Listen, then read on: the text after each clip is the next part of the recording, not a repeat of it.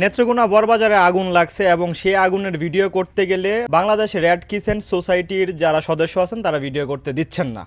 So ভাই একটা comment করছে, কমেন্টে এটাই বোঝাইছে আর কি। আমিও সেখানে ছিলাম, মাত্রই আমি বাসায় আসছি।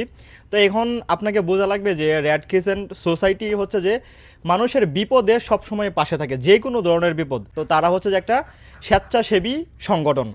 এখন এই সংগঠনের যারা সদস্য আছে সবাই হচ্ছে যে যথেষ্ট পরিমাণ শিক্ষিত, মার্জিত, নন্ম, ভদ্র।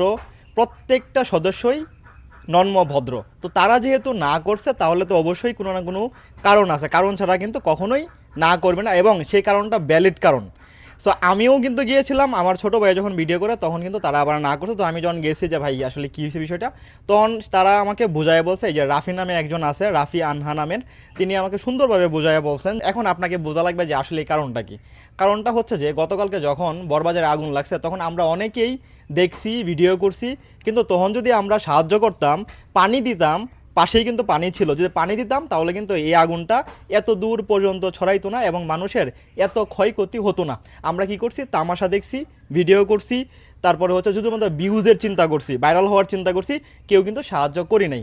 তাই ফায়ার সার্ভিস বলেন আর রেড ক্রিসেন্ট সোসাইটি বলেন, তারা কিন্তু এটাকে সামাল দিয়ে উঠতে পারে নাই।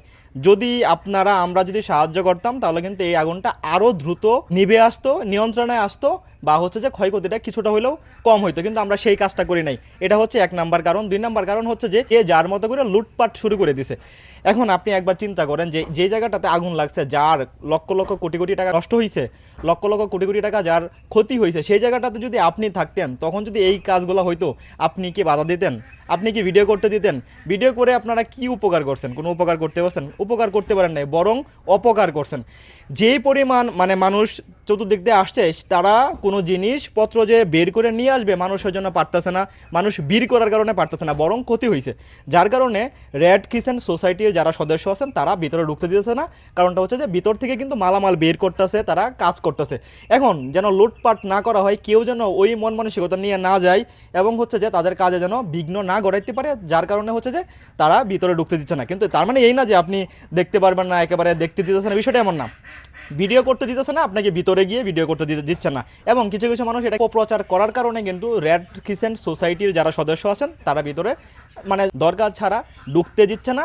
আর এটা আমার কাছে মনে হয়েছে আসলে ভ্যালিড কারণ। এখানে দোষ আমাদের, আমরা আসলে সহযোগিতা করি নাই, আমরা আসলে দেখছি আগুন, আমরা লাইভ করছি, আমরা ভিডিও করছি, আমরা আসলে ভিউ খাওয়ার, ফুটেজ খাওয়ার চেষ্টা করছি। এটা আসলে আমাদের জন্য লজ্জা। আমাদের সচেতন হওয়া দরকার এবং মানুষের বিপদে পাশে দাঁড়ানোটা একান্তই দরকার।